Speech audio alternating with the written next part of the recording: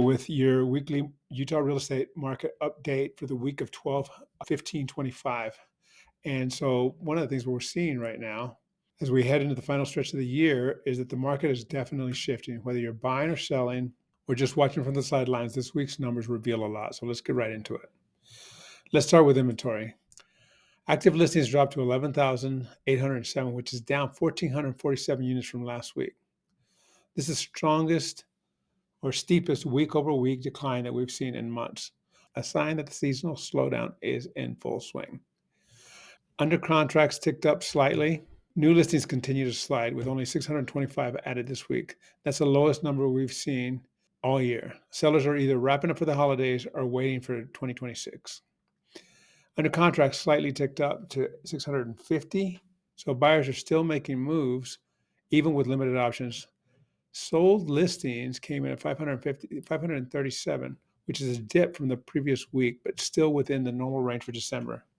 We're seeing the usual holiday slowdown, but it's not a full stop. Price reductions dropped to 825, continuing a 6-week downward trend. That suggests sellers are getting a bit more realistic or that there's less pressure to adjust pricing aggressively, with fewer listings hitting the market.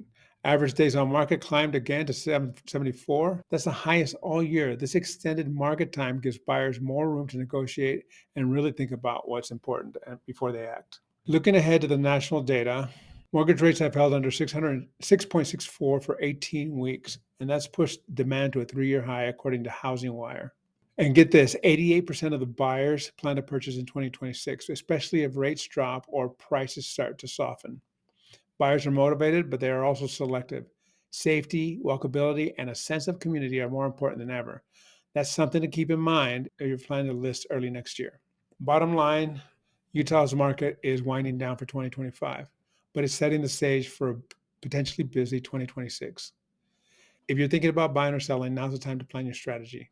Thanks for watching. Be sure to subscribe, like, and drop your questions in the comments. I'll see you in the next update.